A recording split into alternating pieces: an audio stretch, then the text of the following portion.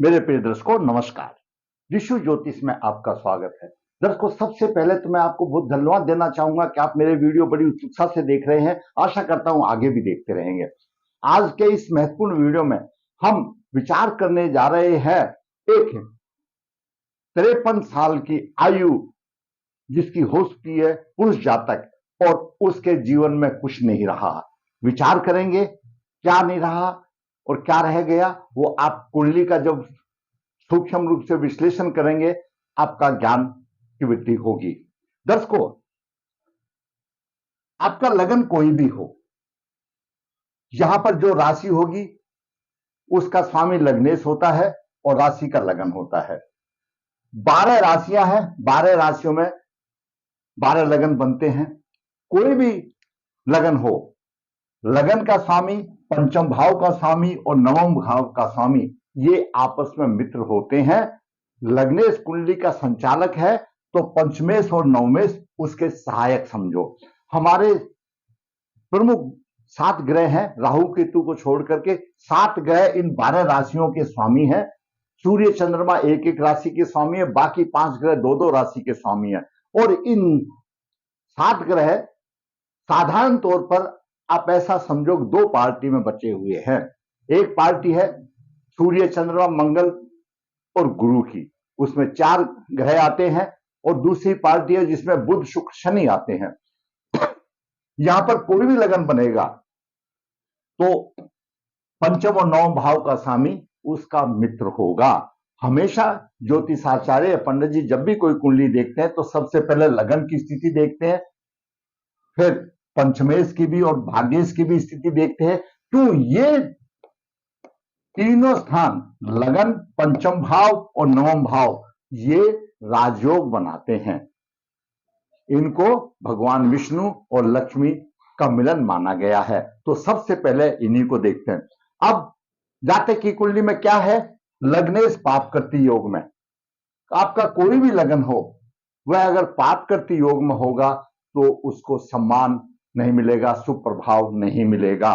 पाप करती योग मतलब मान लिया यहां पर लग्नेश है तो यहां पर भी पाप ग्रह होगा, लग्नेश से द्वादश भाव में भी होगा, लग्नेश से दूसरे भाव में ही पाप ग्रह होगा तो उसको सम्मान नहीं मिलेगा। और जिस भी भाव, जो भी भाव पाप प्रकृति योग में होगा उसका भाव का फल नहीं मिलेगा। दूसरा है पंचमेश पर भारी अशुभ प्रभाव। पंचम भाव शिक्षा, संतान, बुद्धि का भाव है और भी कई भाव है। जनता के धन का भी भाव है और हमारे जो पूर्व जन्म में अधूरे कर्म रह गए थे उनका भी भाव है। उसका भाव का स्वामी पाप प्रभाव में हो तो पंचम भाव से संबंधित सुखों की हानि होगी। अगला है भाग्येश के साथ केतु का अशुभ प्रभाव या और कोई प्रभाव हो। नवम भाव भाग्येश भाव भी बोला जाता है, जिसको हमेशा बोलते हैं भाग्य ने साथ दे दिया या भाग्य ने साथ दिया। वह भी पाप प्रभाव में हो तो भी दिक्कत आ जाती है।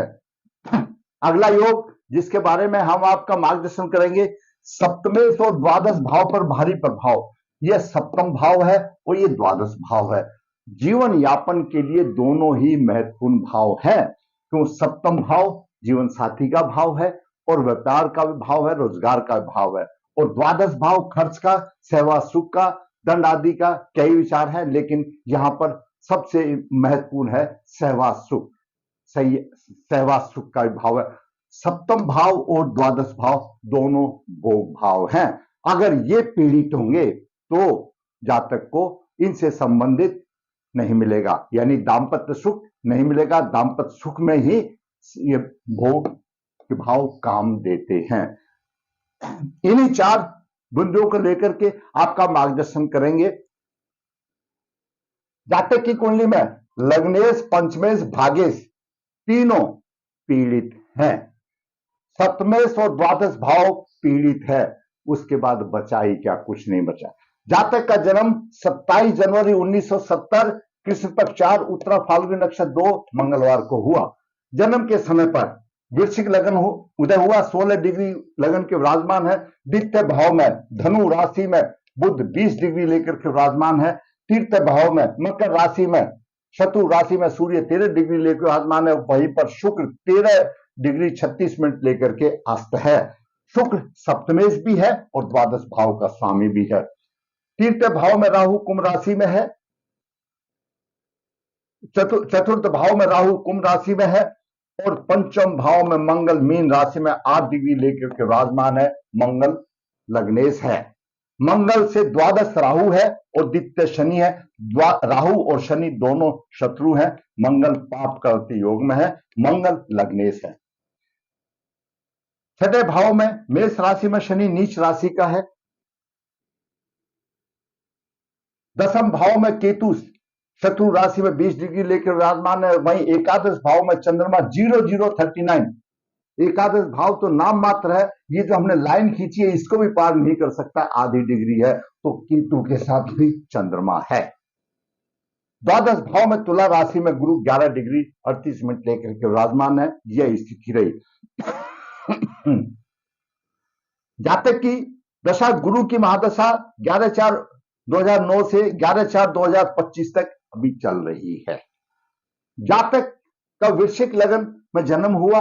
लगन के स्वामी मंगल जो कि ग्रहों की पंचायत में सेनापति है, स्वभाव थोड़ा सा उग्र हो सकता है, लेकिन उग्रता नर्मता ग्रहों के प्रभाव पर होती है, स्थिति के आधार पर वो भी अनुशासन प्रिय होते हैं। और विपरीत बात यानी जो विपरीत बात होगी उसको ये हजम नहीं कर सकते, उनको गुस्सा भी आ जाता है और तुरंत भड़क जाते हैं। क्यों? ये न्याय की बात पसंद करते हैं। स्थिति के आधार पर सोचते हैं।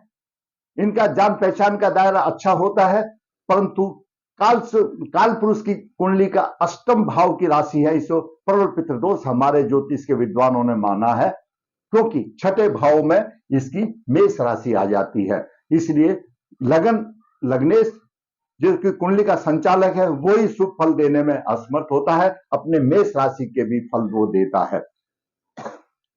साधारण तौर पर विद्या व्यसनी होता है। लग्नेश पंचम भाव में दूसरे की भलाई के लिए अपना सुख को त्याग करने वाला भी होता है, परंतु लग्नेश पाप करते योग में कोई फल नहीं मिला। लग्नेश यहां पंचम भाव में है और पंचम भाव से द्वादश में राहु है और पंचम भाव से द्वितीय जो छठा भाव है वहां शनि है। लग्नेश का कोई शुभ फल नहीं प्राप्त हो रहा। बात करते हैं सूर्य की। सूर्य दसम भाव का स्वामी है। दसम भाव प्रतिष्ठा और सम्मान का भाव है, शीर्ष भाव है और सूर्य राजा है। परंतु दसम भाव का स्वामी तीसरे भाव में अपने भाव से छठे भाव में है, प्रतिष्ठादायक नहीं रहेगा। छठे भाव में अपने भाव से छठे भाव में कोई प्रतिष्ठा नहीं मिलती। सप्तम दृष्टि से भाग्य को देख रहा है, थोड़ा सा भाग्य में सहायक होगा। ऐसे जातक को पिता का सुख भी नहीं मिलेगा। अब बात करते हैं चंद्रमा की। चंद्रमा दर्श को भाग्य भाव का स्वामी, नवम भाव का स्वामी और एकादश भाव में केतु के साथ है। चंद्रमा पीड़ित है केतु से, मानसिक बल कमजोर होता है, कुंडली शापित बन गई है। भाग्य भाव का स्वामी एकादश में केतु से पीड़ित, भाग्य की हानि, मानसिक कमजोर हो, अंश भी कम है, तो कहां प्रभाव देगा? पंचम भाव को देख रहा है, प्रभाव भी नहीं देगा। अब बात करते हैं बुध की। बुध दर्श को अष्टम भाव का स्वामी है और छठे भाव का स्वामी है। अष्टम भाव का स्वामी है और एकादश भाव का स्वामी। एकादश भाव में बुध की उच्च राशि है, कन्या राशि। द्वितीय भाव कुटुंब में है। परिवार कुटुंब का कुछ सहयोग त्रुटि के साथ मिलेगा, क्योंकि अष्टमेश भी है। आयु लंबी होगी, सप्तम दृष्टि से देख रहा, आयु तो लंबी होगी और जीवन में शान शौकत का वातावरण देगा, लेकिन इस जातक को कोई शान शौकत नहीं मिल रहा। आगे देखते हैं ग्रह प्रभाव क्या दे रहा है। अब बात करते हैं गुरु की। दर्शकों, गुरु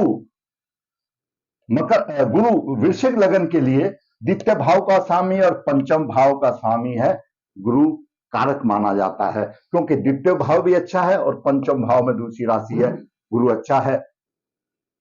द्वादश भाव में चला गया, खर्च अधिक होगा, बाहर से संबंध में कमजोरी होगा, शत्रु राशि में है। धन और कुटुंब सम्मान, संतान विद्या के लिए कमी करेगा। क्यों? धन की भी कमी करेगा, धन को यहां पर खर्च कर देगा, खर्च के भाव में है। और विद्या संतान के पक्ष में भी द्वादश भाव में चला गया, तो अच्छा प्रभाव नहीं देगा। आगे बात करते हैं शुक्र की। शुक्र दर्शकों द्वादश भाव का स्वामी है और सप्तम भाव का स्वामी है और तीसरे भाव में अस्त है। जब सप्तमें तीसरे भाव में होता है और पाप प्रभाव होता है तो ऐसा हमारे विद्वानों का मत रहता है कि इसका जीवन साथी असामाजिक कार्य कर सकता है। और शुक्र सूर्य के साथ है, अस्त है। शुक्र से चतुर्थ शनि है, पाप ग्रह है। ऐसे जातक की स्त्री नहीं रुकती है, तलाक आदि की बातें बन जाती हैं या और भी कोई घटना हो जाती है। वो ऐसे जातक को जीवन में दाम्पत्य सुख नहीं मिल पाता है, कारण से कोई कुछ भी हो सकते हैं। अब बात करते हैं शनि की। शनि दर्शकों तीसरे और चतुर्थ भाव का स्वामी है, छठे भाव में नीच राशि है। भाई बहनों का सुख का कोई बात ही नहीं है, क्योंकि सुख का स्वामी नीच राशि में हो गया, भाई बहन का स्वामी नीच राशि में होगा, सुख कहां से मिलेगा? भाई माता भूमि मकान आदि का कोई सुख नहीं। शत्रु के साथ युक्ति से काम निकलता है और उच्च दृष्टि से द्वादश भाव को देख रहा है, खर्चा भी अधिक होता है। तीर्थ दृष्टि से अष्टम भाव को देख रहा है, आयु अच्छी होती है। और दसम दृष्टि से शनि तीर्थ भाव को देख रहा है, अपनी राशि को देख रहा है और सूर्य को भी पीड़ित कर रहा है। शनि का प्रभाव शुक्र के ऊपर भी है, क्योंकि शनि वृश्चिक लगन के लिए अकारक है। अब यहां पर शुक्र के ऊपर दो प्रभाव हो गया, सूर्य का भी प्रभाव हो गया, शनि का भी प्रभाव हो गया। अभी राहु और केतु का बाद में ग्रहों के योगों के बात करेंगे।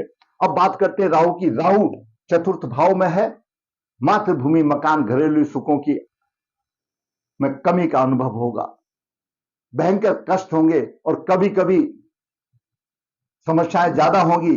परिश्रम के साथ कुछ मेहनत करने की कोशिश करेगा, लेकिन मतभेद होंगे, पिता के साथ मतभेद भी होंगे। और द्वादश भाव में दृष्टि डाल रहा है, विजातीय संबंध ऐसे जातक के बन सकते हैं, विजातीय संबंध ऐसे बन सकते हैं, क्योंकि राहु मायावी है। राहु भड़का उल्टी रास्ते पर चलाने वाला भी है, भ्रम मति पैदा करने वाला है, मति को भ्रम करने वाला है। अब बात करते हैं केतु की। केतु दसम भाव में शत्रु राशि में है, पिता के द्वारा कष्ट होगा, व्यवसाय में परेशानी होगी, घोर संकट होंगे, धन की चिंताएं होगी, क्योंकि धन भाव को देख रहा है। घरेलू सुखों में कमी होगी, सप्तम दृष्टि से देख रहा है और नवम दृष्टि से छठे भाव को देख रहा है। शत्रुओं से रोक निपटने की थोड़ी सी देगी। यहां पर मैंने ग्रहों का प्रभाव बताया। अब देखिए दर्शकों, लग्नेश पाप करते योग में है, लग्नेश मंगल से द्वितीय राहु है और द्वादश शनि है, पाप करती योग में है। लगन का कोई प्रभाव नहीं मिल रहा। लग्नेश कुंडली का ड्राइवर होता है, लग्नेश ही जब फंस गया, कैद हो गया, ऐसा मानो कि लग्नेश जब कैद हो गया तो क्या प्रभाव देगा? कोई प्रभाव नहीं दिया। अब बात करते हैं पंचमेश पर भारी प्रभाव। पंचमेश द्वादश भाव में है, शनि की सप्तम दृष्टि, क्योंकि शनि तृष्णा और वैराग्य का कारक है। राहु की पंचम दृष्टि दोनों गुरु को पीट रही है, पीड़ित कर रही है। गुरु द्वितीय भाव का स्वामी और पंचम भाव का स्वामी है। ज्योतिष में एक सूत्र सभी जानते हैं, लगभग मैं हमेशा वीडियो में बताता हूं, शनि कोई भी हो राशि होने दो, सूर्य प्रबल पृथा कारक ग्रह है, अपनी राशि और उच्च राशि को छोड़ करके बाकी सभी जगह पृथा कारक ग्रह देगा।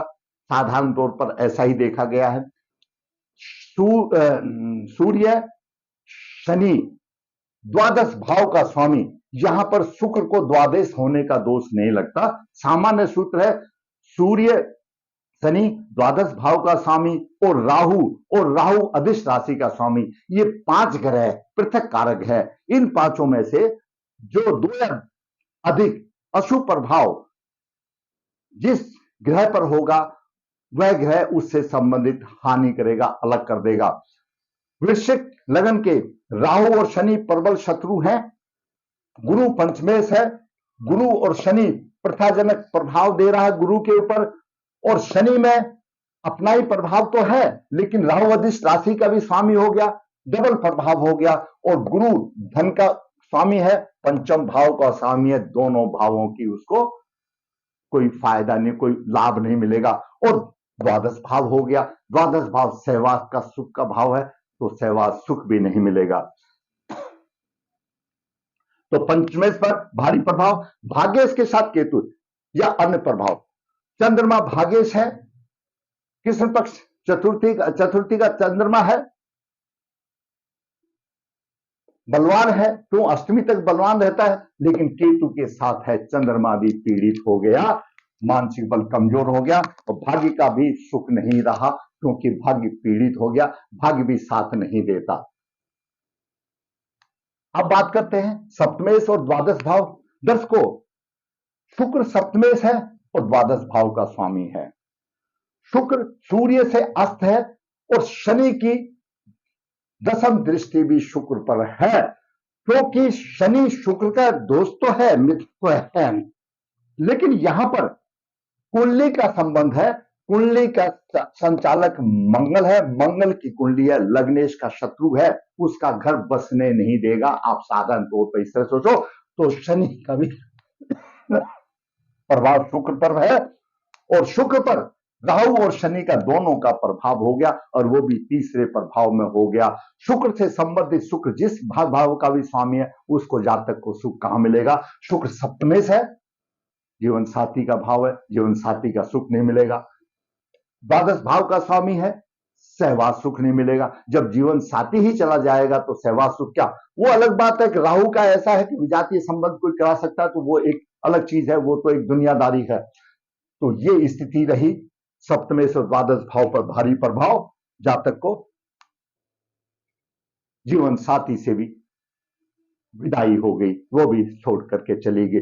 अब आप अंदाजा लगाइए, जिस जातक का लग्नेश पीड़ित हो, लगन का स्वामी पीड़ित हो, तीन ग्रह जैसे मैंने आपको बताया, लग्नेश, पंचमेश, भाग्येश, ये तीनों जातक को समृद्धिवान है, क्योंकि केंद्र त्रिकोण में बस करके कहीं ना कहीं फल दे देंगे। लग्नेश स्वयं कैद में हो गया, राहु और शनि से पाप करती योग में हो गया, कोई शो नहीं। पंचमेश में भारी प्रभाव हो गया, और धन का स्वामी भी है, पंचम भाव का स्वामी है, तो ना धन की सहूलियत है उसको, ना धन का सुख है, ना पंचम भाव का सुख है, ना संतान का सुख है, कोई सुख नहीं है। जो पढ़ना था तो पढ़ लिया, लग्नेश की वजह से थोड़ा बहुत पढ़ लिया, उसमें भी प्रतिष्ठा कहां से मिलेगी? भाग्येश के साथ भाग्य भी साथ नहीं दे रहा, केतु के साथ पीड़ित हो गया, तो कहां से राह आसान होगी? ऐसे जातक के तीन हम किसी भी कुंडली में या ज्योतिष के संबंधित कोई ज्योतिषाचार्य या पंडित जी हमेशा ये देखता है, अब जब ग्रह की ऐसी होती है तो बोलता है भाग्यवृद्धि लॉकेट पहन लो। भाग्यवृद्धि लॉकेट में लग्नेश का आता है, पंचमेश का आता है और नवम भाव का आता है, ये तो तीनों ही पिट रहे हैं। तो कुंडली किसके भरोसे पर चलेगी? कुंडली किसके भरोसे पर चलेगी? वो जातक किसके भरोसे पर चलेगा? उसके पास बचाई कुछ नहीं है। और दर्शक देखो, ज्योतिष में हम भी बताते हैं, शास्त्रों में भी लिखा हुआ है, उपाय बताते हैं, लेकिन उपाय उसी के लिए संभव होते हैं जिसकी निगाह प्रभु की हो। हमने यहां पर ऐसा देखा है, आदमी पितृदोष की शांति कराने के लिए चलता है, दुनिया भर के उसको जब प्लानिंग करता है, दुनिया भर के उसकी रुकावटें आती है, बाधाएं आती है, और रह जाता है, कितनी समस्याएं आती हैं। कुंडली में जो दोष है उनका उपाय भी तभी संभव हो पाता है जब श्री प्रभु की मर्जी हो, उसकी मर्जी के बिना पत्ता नहीं हिलता। वो उसकी मर्जी जब होती है तो उसका दिमाग इस तरफ डाइवर्ट हो जाता है, आज जातक की आयु 53 साल की है, अभी क्या रह गया? आप ये सोचिए, रह क्या गया? अगर भगवान ने करना था तो ये उपाय शादी से पहले भी हो जाते तो कुछ राह आसान होती। अब बताइए, इस उम्र में क्या हो सकता है? सिर्फ अपने कर्म फल भोगने का है। ऐसे जातक को भगवान भोलेनाथ की सेवा करो, और कुछ नहीं रह गया अभी। हाँ, जो मेरे बंधु, जो मेरे भाई, जो मेरे बच्चे जो अभी चढ़ती उम्र में हैं, अगर उनके ऐसे दोष हैं तो उनका आप उपाय सुन लो, कहीं ना कहीं जरूर कहीं ना कहीं राह होगी। क्योंकि उपाय भी उसी को होते हैं जिसके भगवान चाहता है, जिसके नहीं चाहता उपाय से दूर भागता रहेगा। जैसे ये जातक दूर भागता रहा, नहीं हुए होंगे उपाय, उपाय करता तो कुछ ना कुछ हो जाता। ऐसे ग्रहों का जो मैंने बताया, गुरु पीड़ित है, राहु से पीड़ित है, शनि पीड़ित है, चंद्रमा केतु है और सूर्य पीड़ित है, शनि से सूर्य भी पीड़ित है, इन सब का दोष निवारण करें, पितृदोष निवारण करें। काल सर्प है, केंद्र राहु केतु, काल सर्प दोष का निवारण करें। ये दोष निवारण करने के बाद ऐसा जातक अगर पुरुष जातक है तो पहले निवारण करने के बाद पहले अर्क विवाह करे।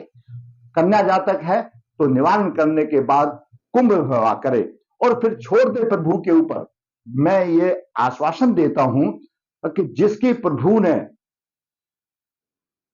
दिमाग को घुमा करके पूजा की तरफ ले गया या उसने दोष निवारण की तरफ ले गया तो वो श्री हरि नारायण उसका उद्धार भी अवश्य करेंगे, क्योंकि उसने दिमाग को उसी तरफ मोड़ा है, और नहीं तो उसके दिए हुए कर्मों का फल तो भोगना है। हम अपने न्याय प्रणाली के में देखते हैं कि आज मजिस्ट्रेट किसी आदमी को साल 6 महीने की सजा दे देता है तो हमको पता रहता है कि इसकी सजा उतनी तक खत्म हो जाएगी। ये भगवान को दी हुई सजा है, पिछले जन्म की कर्मों की सजा।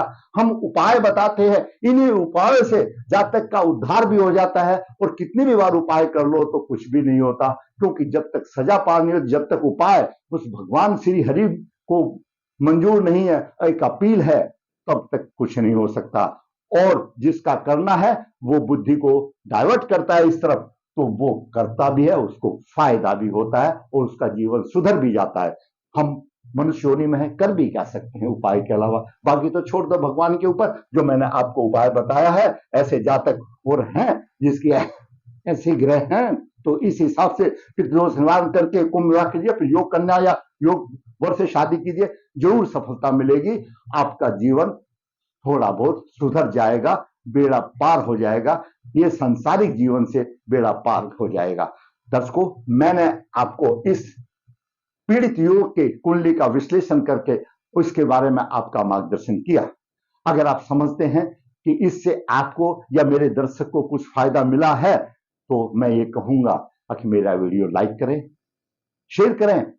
और दर्शकों, मेरा चैनल तो नया है, मैं तो पुराना हूं। मैंने सोचा कि मुझे 2 अक्षर का ज्ञान मिला, आपके साथ बांट लूं, इसलिए मैं यूट्यूब पर चैनल पर आया।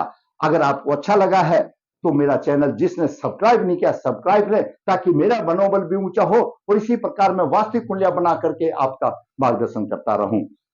हमेशा कहता हूं, ऋषि ज्योतिष नर्मदा जी के तट के नजदीक है, नवदेहर। यहाँ पर काल सर्प पितृदोष की पूजा की जाती है। जो संपर्क कर सकता है, ऋषि ज्योतिष हाथ से पत्रिकाएं लिखता है, जो इच्छुक है संपर्क कर सकता है। ऋषि ज्योतिष कन्या भाव के लिए गुण मिलान बिना किसी शुल्क के भेजता है, जरूरत है फायदा उठाने की, फायदा उठा सकता है। उसको फिर कहूंगा, अच्छा लगा लाइक करो, शेयर करो, चैनल सब्सक्राइब करो। धन्यवाद।